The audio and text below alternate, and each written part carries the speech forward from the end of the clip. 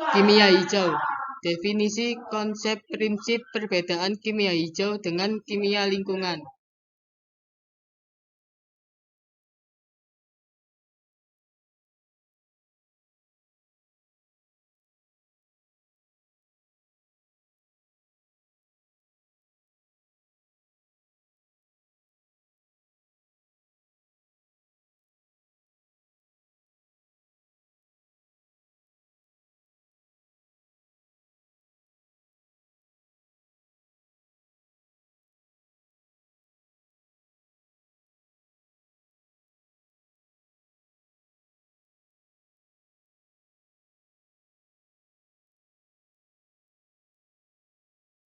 Apa itu kimia hijau? Konsep kimia hijau menerapkan pendekatan baru untuk bidang sintesis, pengolahan dan penerapan zat kimia sedemikian rupa, sehingga ancaman terhadap kesehatan dan lingkungan dapat dikurangi. Apa itu definisi kimia hijau? Kimia hijau adalah bidang kimia yang berhubungan dengan desain yang optimalisasi proses serta produk untuk menurunkan atau menghilangkan sama sekali produksi dan atau penggunaan zat beracun. Kimia hijau sering pula disebut kimia baik yang berkelanjutan.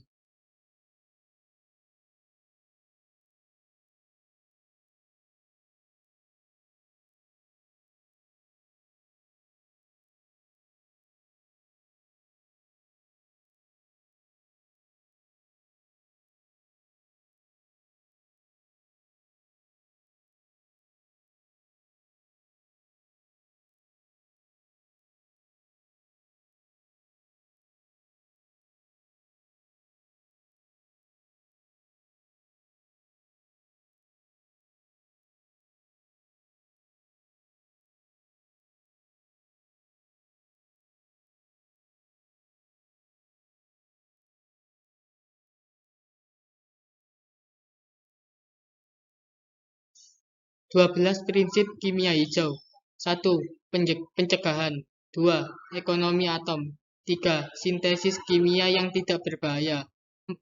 Perancangan bahan kimia yang lebih aman. 5. Pelarut dan alat bantu yang lebih aman. 6. Desain untuk efisiensi energi. 7. Penggunaan bahan baku terbarukan.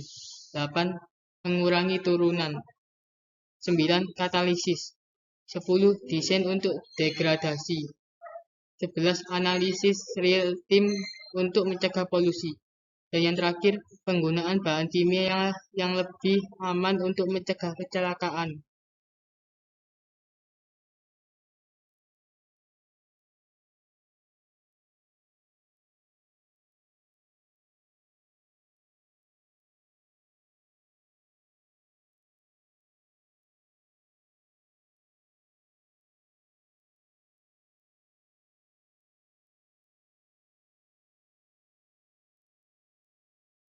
Perbedaan kimia hijau dengan kimia lingkungan.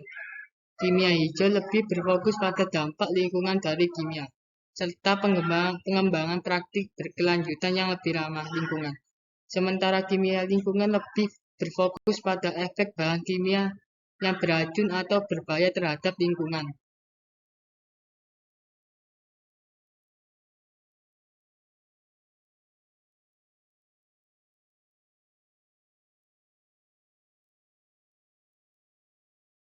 Pestisida. Apa itu pengertian dari pestisida, bentuk, dampak, kandungan, dan macam-macam dari pestisida?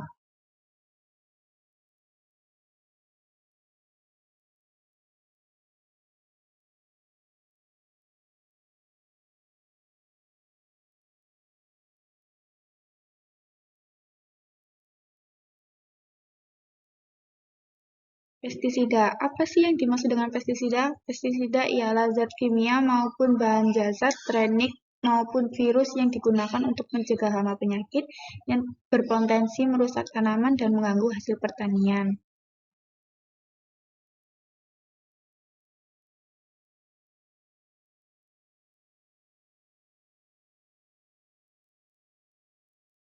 Bentuk fisik dari pestisida terbagi menjadi tiga, yaitu cair, padat, dan aerosol.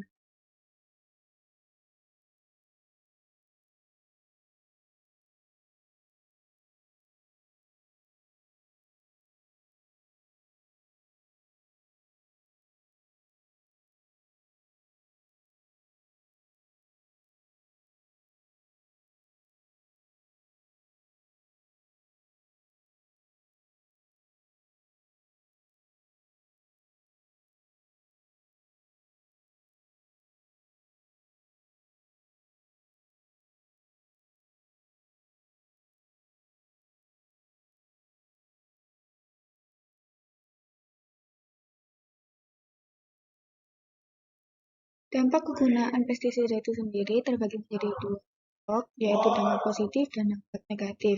Dampak dari positifnya ialah dapat diaplikasikan dengan mudah, dapat diaplikasikan dalam real yang luas dalam waktu singkat, mudah diperoleh dan memberikan keuntungan ekonomi terutama jangka pendek, dapat diaplikasikan hampir di setiap waktu dan setiap tempat.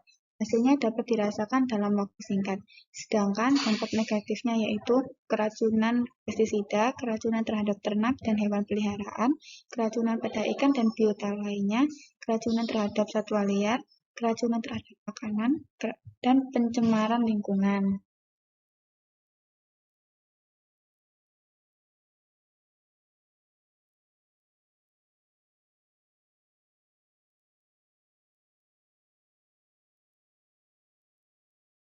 Kandungan aktif pestisida terdiri dari 4 bagian, yaitu bagian sintetik anorganik, organik klorin, heterosiklik, dan karbamat.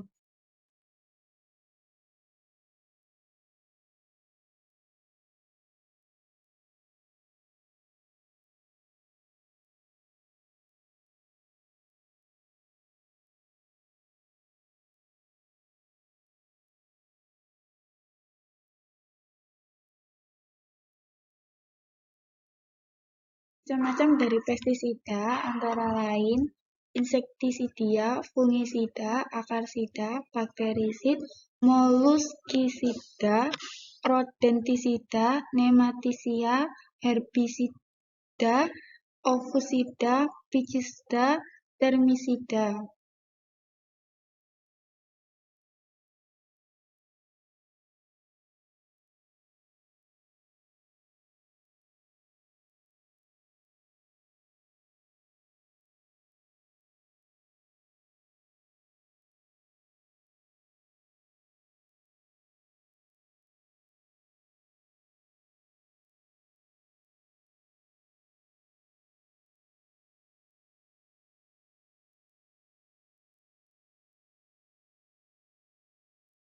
Apa itu hama? Oke, dalam pertanian, hama adalah organisme pengganggu tanaman yang menimbulkan kerusakan secara fisik dan ke dalamnya. Suatu hewan juga dapat disebut hama jika menyebabkan kerusakan pada ekosistem alam atau menjadi agen penyebaran penyakit dalam habitat manusia. Contohnya seperti tikus, lalat, dan nyamuk.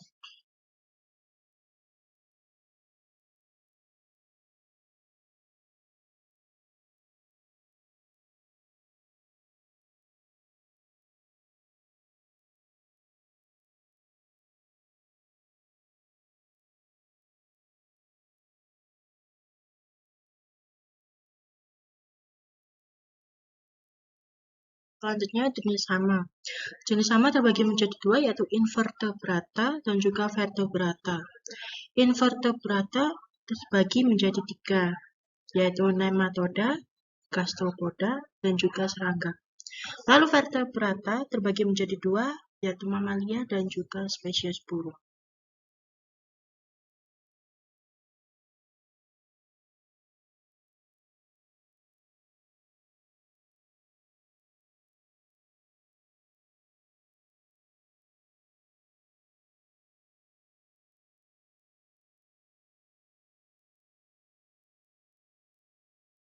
Dampak negatif dari hama yaitu dapat merusak tumbuhan dan dapat memperhambat perkembangan pertumbuhan tersebut sehingga menyebabkan hasil panen tidak maksimal atau gagal panen. Hal ini harus segera diatasi agar kematian tumbuhan tidak terjadi dan salah satu caranya yaitu menggunakan pestisida.